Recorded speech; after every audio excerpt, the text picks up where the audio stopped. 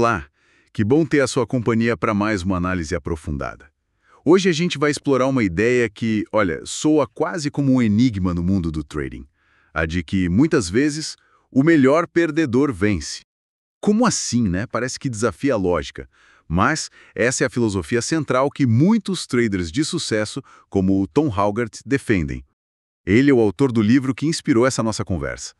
A nossa proposta é mergulhar um pouco nas fontes que revelam não só a jornada, mas principalmente a mentalidade desse trader. O foco não vai ser só gráfico ou técnica, sabe? Vai ser mais na psicologia mesmo, aquilo que está por trás da performance de elite.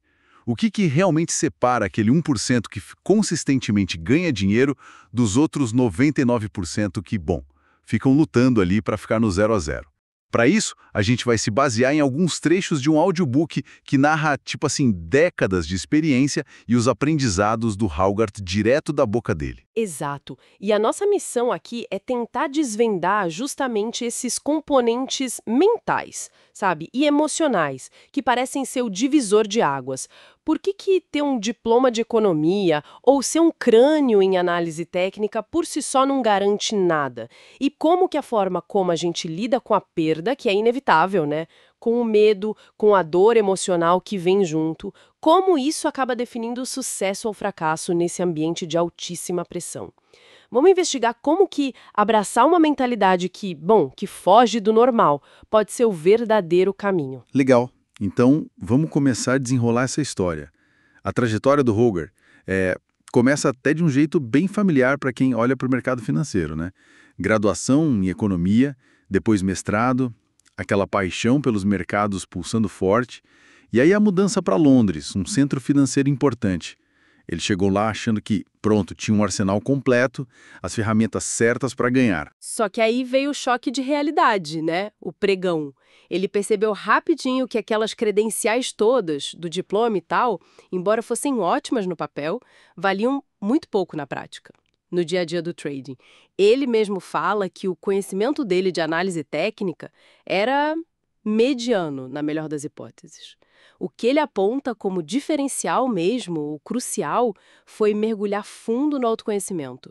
Entender as próprias reações, os gatilhos emocionais, sabe? Os padrões de pensamento. É curioso isso, ele bate muito na tecla de que ler um monte de livros sobre indicador, padrão de Kendall, isso não forma trader vencedor. Ele até menciona o clássico Reminiscências de um Especulador Financeiro como leitura obrigatória, um livro que fala muito de psicologia de mercado e quase nada de, sei lá, setups mágicos. Exatamente. É sobre a mente e não sobre a técnica secreta. A analogia que ele usa da corda bamba é perfeita. Caminhar nela a um palmo do chão? Fácil. Agora, tenta a 30 metros de altura, com um risco real de queda. Muda tudo, né? Completamente. E ele diz que é a mesma coisa operar um lote pequenininho versus operar 100 lotes. A clareza emocional vai para o espaço se você não está preparado. E ele não ficou só na teoria, né? Ele mesmo virou o que as corretoras chamavam de trader de alto risco. Pois é, a gente está falando de operar com valores que, nossa, sinceramente, dá até um frio na espinha só de ouvir. Arriscando de 100 a 3.500 libras, isso para cada ponto de movimento no preço. Enquanto o trader médio de varejo arrisca, sei lá, 10 libras. É outra escala, completamente. Imagina a montanha-russa emocional que isso gera. Ele conta de ter ganhado 17 mil libras em menos de 7 segundos. Uau! Mas também de ter perdido quase 30 mil em 8 segundos. Caramba. Isso exige uma blindagem mental que a maioria das pessoas simplesmente não tem, ou pelo menos não busca construir ativamente, e foi justamente essa experiência extrema que levou ele a essa filosofia central. Que é aquela ideia provocativa, o normal não funciona. Ele cita umas estatísticas bem duras, né? Algo como 90% dos traders perdem dinheiro de forma consistente. Exato, e a lógica dele é bem direta, na verdade. Se alguém pensa e age como a maioria, ou seja, de forma normal, seguindo aqueles impulsos e medos comuns, a probabilidade maior é que essa pessoa tenha os mesmos resultados ruins da maioria. Para fazer parte dos 10% que lucram de forma sustentada, é preciso uma abordagem, nossa, radicalmente diferente, muitas vezes contraintuitiva mesmo. E aí a gente volta para a frase principal. O melhor perdedor vence. Isso ainda soa um pouco estranho para mim. Não é que ele goste de perder dinheiro, certo? De jeito nenhum. Quem gosta de perder dinheiro? Ninguém. O ponto é outro, completamente diferente. É sobre condicionar a mente para aceitar as perdas. Elas vão acontecer, não tem jeito no trading. O segredo é aceitar sem entrar em parafuso emocional, sabe? Sem aquela ansiedade que paralisa, sem ficar apegado a uma posição perdedora torcendo para voltar, sem ressentimento ou aquela vontade perigosa de recuperar tudo logo na próxima operação. A gestão da própria mente acaba sendo mais importante do que tentar prever o próximo movimento do mercado. Entendi. Então é controlar a reação à perda, não evitar a perda em si. E ele fala bastante do papel do medo e da dor nisso, né? Sim, esse é o centro da questão. O nosso cérebro ele é programado para evitar a dor a qualquer custo. É um mecanismo de sobrevivência básico. No trading, a perda financeira ativa exatamente esses mesmos circuitos de dor. O problema é que a reação instintiva, fugir da dor, geralmente leva a decisões péssimas. Tipo, realizar lucros minúsculos com medo que eles desapareçam, ou pior, paralisar diante de uma perda que está crescendo, só esperando um milagre acontecer. Os 90% ficam presos nesse ciclo vicioso. E como os 10% escapam disso? Qual é o truque? Não é bem um truque, é mais um aprendizado consciente. Eles aprendem a recodificar essa resposta padrão à dor. Em vez de fugir do desconforto, da incerteza ou de uma pequena perda inicial, eles aprendem a encarar isso de frente, até correr em direção ao desconforto, como diz o Howard. Eles sabem que é justamente nesse território desconfortável que as grandes oportunidades podem aparecer, mas só se a mente estiver calma para seguir o plano. Essa é a famosa virada de chave mental que ele descreve. Um esforço ativo para mudar o padrão. E ele até dá umas dicas práticas, né? Os 4 pilares. O primeiro já me parece bem desafiador. É mesmo. O primeiro pilar é: presuma que você está errado até que o mercado prove o contrário. Nossa, parece pessimismo puro? Parece, mas a ideia por trás é genial. A sua confiança não deve vir da crença de que acertei a entrada, porque isso é sempre incerto. A confiança tem que vir da certeza de que você sabe como sair rápido se estiver errado. Faz sentido. E o segundo? O segundo é: espere ficar desconfortável. Aceite que sentir ansiedade, apreensão, isso faz parte do jogo. Especialmente quando você está numa posição vencedora e tentando deixá-la correr ou em momentos de mais volatilidade no mercado. É normal sentir isso. Ok. Até aí tudo bem. Mas o terceiro pilar é onde eu acho que a maioria trava feio. Acrescentar a uma posição quando está certo. Aumentar a aposta num trade que já está dando lucro. Isso vai totalmente contra o instinto. A gente quer proteger o que já ganhou. Exatamente. É um dos pontos mais difíceis e que realmente diferencia muitos profissionais. O medo grita pra gente. Garante esse lucrinho, mas a lógica do risco-retorno muitas vezes pede para aumentar a exposição quando o cenário está favorável. E o quarto pilar é o complemento lógico disso. Nunca acrescente a uma posição quando está errado. Jamais, em hipótese alguma, caia na armadilha de fazer preço médio para baixo numa operação perdedora, tentando salvar o trade na marra. Isso é receita para desastre. Entendi. Fecha o ciclo.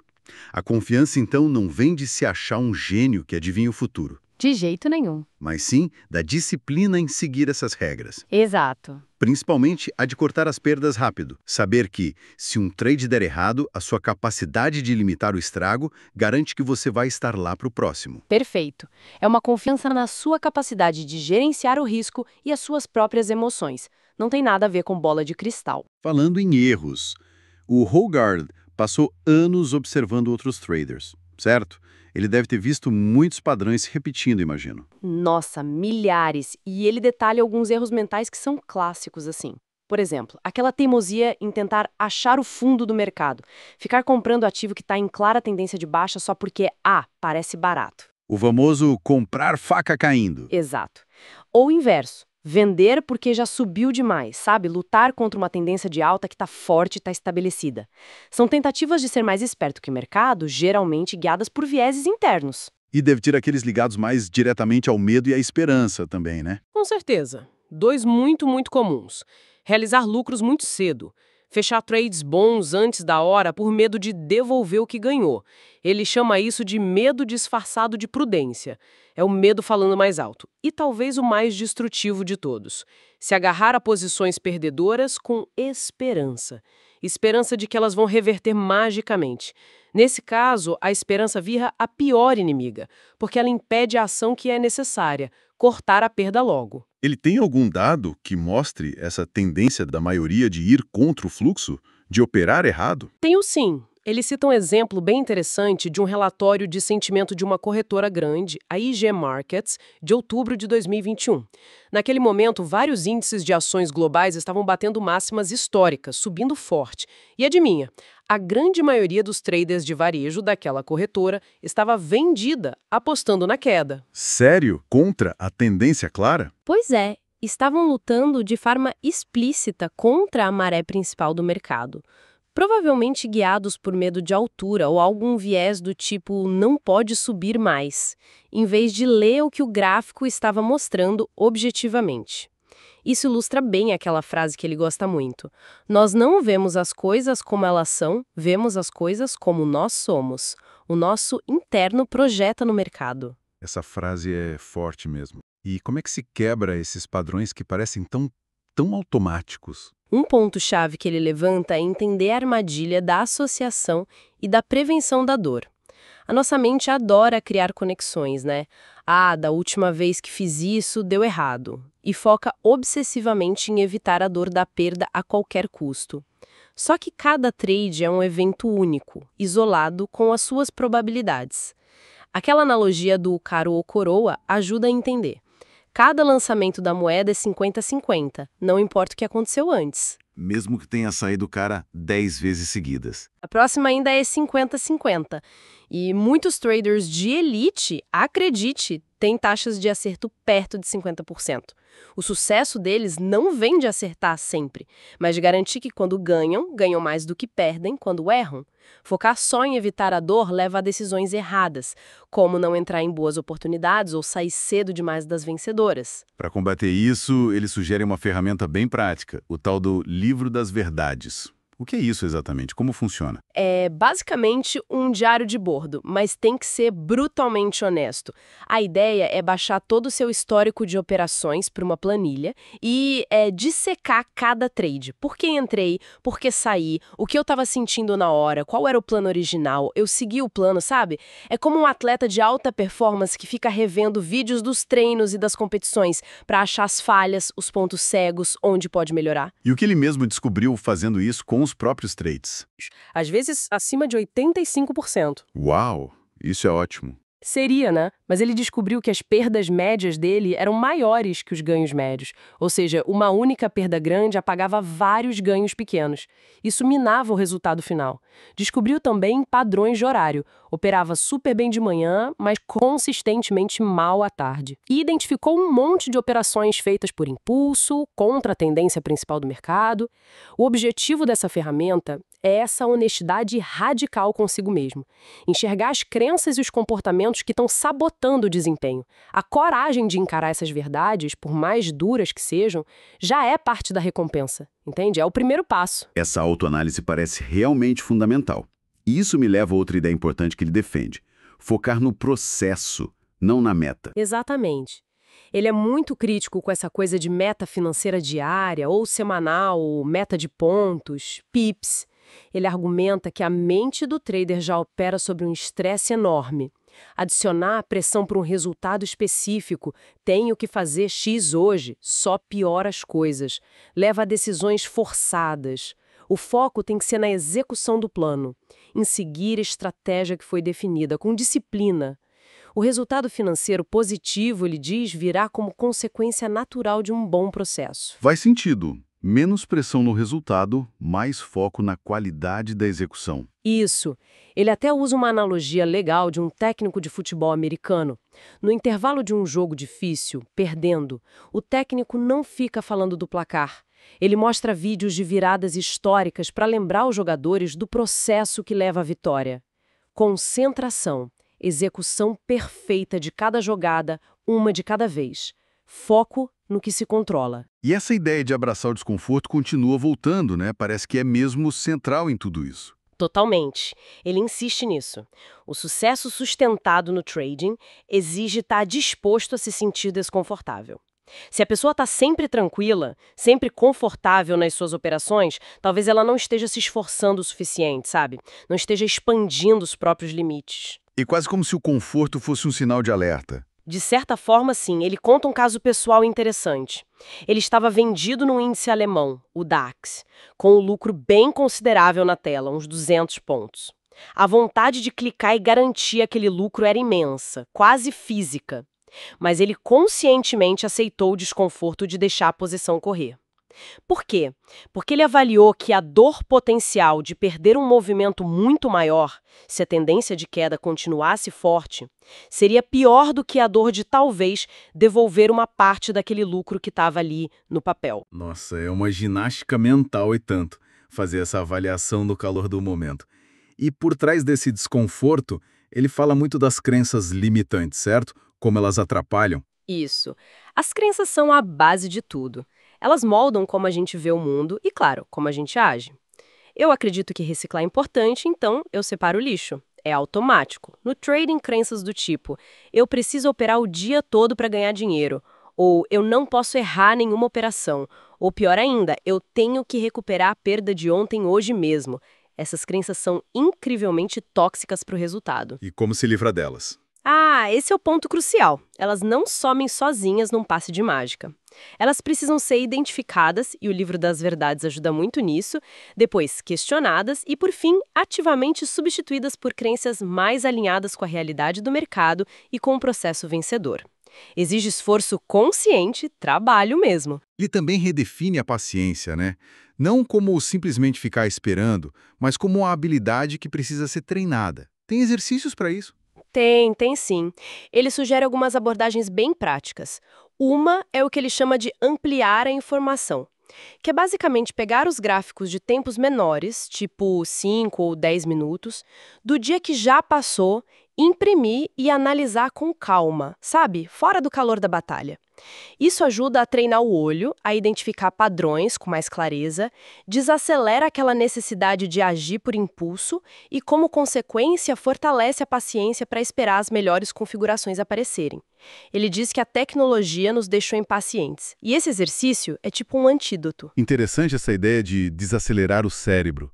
E tem outro exercício mais focado no diálogo interno, na conversa que a gente tem com a gente mesmo. Sim, tem um processo mental que ele chama de pedir ajuda, mas na verdade é um diálogo interno, como você disse. Serve para confrontar uma crença negativa específica, por exemplo, aquela ânsia de preciso entrar logo no início do dia, não posso perder o movimento inicial. O processo tem alguns passos. Primeiro, reconhecer e aceitar que essa crença ou impulso existe, sem se julgar por isso. Depois, tentar sentir e meio que dissipar a energia emocional negativa que vem junto com ela. E, por fim, o passo mais importante, substituí-la conscientemente por uma afirmação ou crença positiva que esteja alinhada ao seu plano. Algo como, vou esperar a primeira barra de 10 minutos fechar e me mostrar a direção antes de tomar qualquer decisão. É um trabalho ativo de reprogramação mental. Entendi. E tudo isso, esses exercícios, essa autoanálise, contribui para aquela tal desassociação emocional, imagino. Conseguir operar sem se deixar levar pela euforia quando ganha ou pelo pânico quando perde. Exatamente. A meta é essa. É conseguir receber as informações que o mercado te dá, o preço subindo, caindo, andando de lado de forma neutra, sem que isso dispare uma resposta emocional automática de ameaça ou de ganância desmedida. Ele usa uma analogia boa. É como ser capaz de ler uma postagem super polêmica de um amigo numa rede social, analisar os argumentos, os comentários, sem se inflamar emocionalmente, sem entrar na briga. É difícil, hein? Muito. No trading, essa capacidade de observar sem se envolver emocionalmente vale ouro. E olha, não é fácil mesmo. Exige prática constante, vigilância. Parece que todas essas peças, a confiança no processo, a paciência ativa, o diálogo interno positivo, os exercícios mentais, elas meio que se encaixam num sistema, né? Sim, ele descreve quase como um ecossistema mental ideal, sabe? Um ciclo virtuoso. A confiança em si e na estratégia alimenta a paciência para esperar a hora certa. A paciência, por sua vez, influencia positivamente o diálogo interno, mantendo-o focado e construtivo. Esse diálogo sustenta o foco no processo e no momento presente. Esse foco é reforçado pelos exercícios mentais, como esses que a gente falou. E esses exercícios, ao gerarem mais autoconsciência e melhores decisões, acabam fortalecendo de novo a confiança. O ciclo se retroalimenta positivamente. E o resultado final dessa construção toda é conseguir agir. Agir sem ser paralisado pelo medo. Esse é o objetivo final, sim.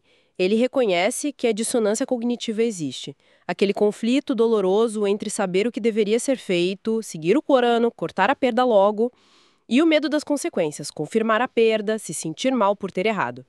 É vital identificar quando isso está acontecendo, muitas vezes está ligado à fadiga, ao estresse ou a uma má preparação pré-mercado, e ter ferramentas para lidar com isso. Tipo, Fazer uma pausa, respirar fundo, talvez meditar por alguns minutos, revisar o plano de trade, conversar com um colega ou mentor, qualquer coisa que ajude a clarear a mente. A meta não é eliminar o medo, porque isso é impossível, é humano, mas sim compreendê-lo, processá-lo e não deixar que ele impeça a execução da ação correta, aquela que o plano manda fazer. Como diz um outro trader que ele admira, o Charlie Di Francesca, negociar bem vai totalmente contra o instinto humano normal. É preciso treinar para ir contra o instinto. Olha, se a gente fosse destilar a essência de tudo isso que a gente conversou, a grande mensagem é que o sucesso consistente no trading não está escondido em algum indicador mágico ou setup infalível que ninguém conhece.